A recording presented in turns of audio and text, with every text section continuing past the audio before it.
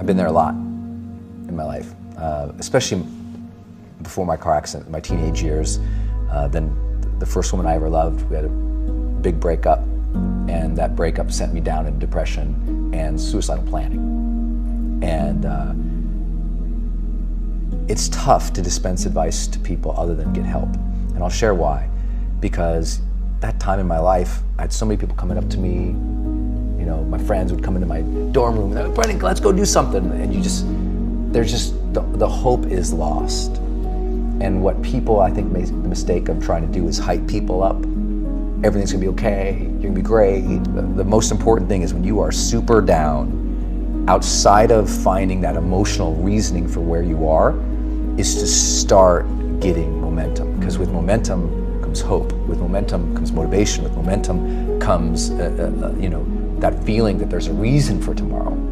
And so it's as simple as just saying, okay, what are 3 things I'm gonna do today? Dude, sometimes that first goal is, I'm gonna shower today. I'm really gonna shower today.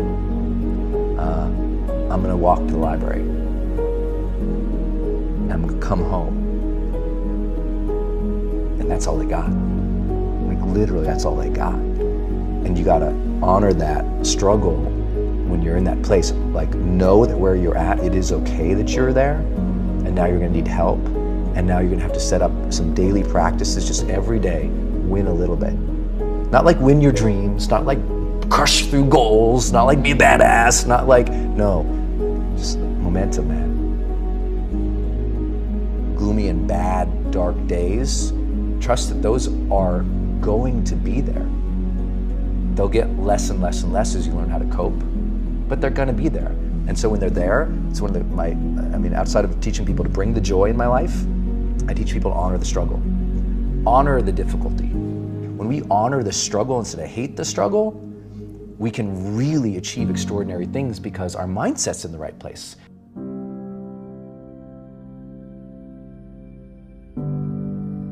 In your hands, this very moment is your journey, the journey that allows you to be someone fueled by your potential. Take the risks that allow you to become something more, that allow you to change your view on life, that allow you to look through a different pair of eyes, one that grants you the power to see something and to know how to change it, to look at life as an opportunity to feel like somebody new, someone with the potential that can keep moving forward. Set yourself your own rules. Like, why play by someone else's rules when you can set rules that help you become the best version of yourself? Rules that don't hold you back, but rules that pull you forward. Be grateful for the position you're in, and be grateful for the chance to give it one more go.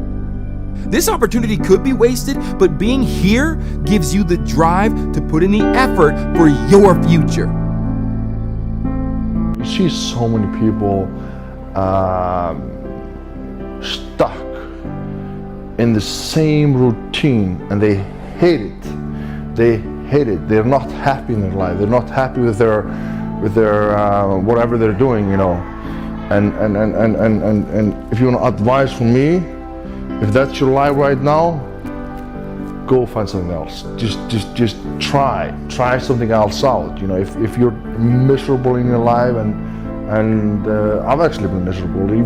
People can be miserable even though they have everything. You know, you see super successful people in life, and you think there's no way they are miserable, but that's not the case. You know, even though you are successful and you're doing well, you can still have bad days. I have gone through some very difficult times, to be honest with you, and lately in the last 2-3 years I've been going through some very hard times, very hard times, and I haven't been very open about that.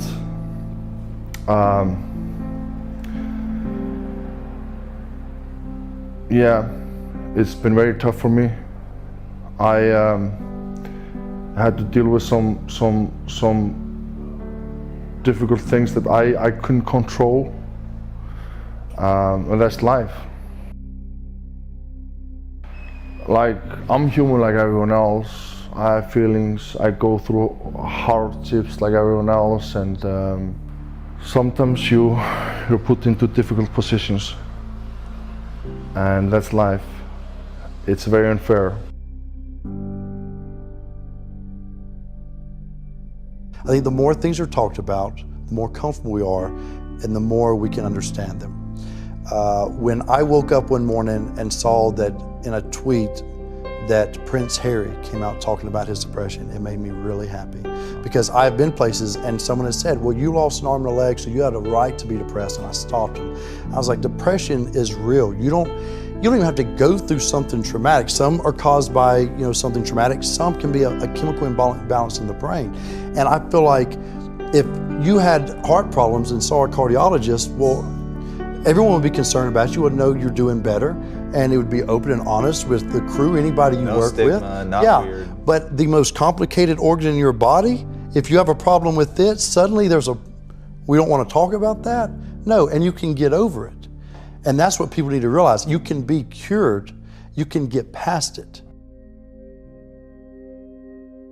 Today is your day to tell your story, to speak your mind, to tell the truth about your future, to speak about the power you've always had, the potential you've always had.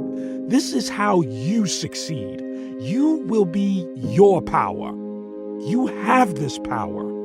Communicate your problems. Communicate the power you know that you have. This is the beginning of your power, the start of your progress. Take every day as an opportunity to be better. Every day to have the power to try something new, to become something new. This is where your progress can be kick-started. Accelerate your life into your direction. Now isn't the time to wait. Now isn't the time to waste. Let this be the power that takes you towards your success. This is the opportunity you've earned. This is the potential you've always had. Step out of the crowd and step into your success. I would lay in my bed and just want to die. I didn't want to exist. I wanted an anesthesiologist to come and give me a shot so like my soul would just... And at the time I was in a belief system where there was an afterlife.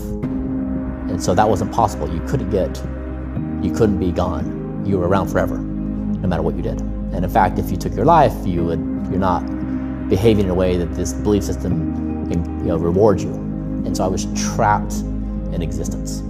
And it was the worst feeling in the entire world because I had no out. But not only that, I had kids. So I had to, I felt responsible for being a father.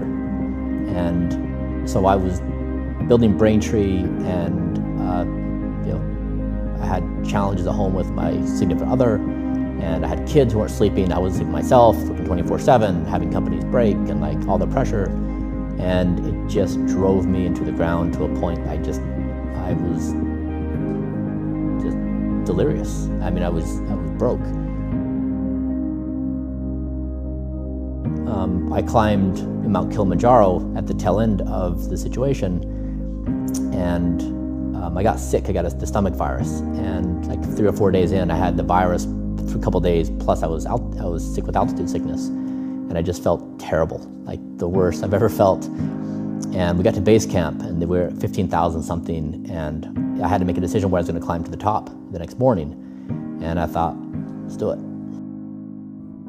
I'm not going to back down from this. And so I did it, and that 4 hours to the summit changed my life, where the mountain became my problem, and it became a representation of my life. And I started listening to Eminem, my favorite artist, and his defiance against problems. Anyways, I made it to the top, and I just broke down and cried. And it was the mountain was my depression.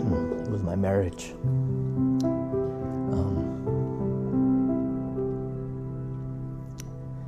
It was my belief system. And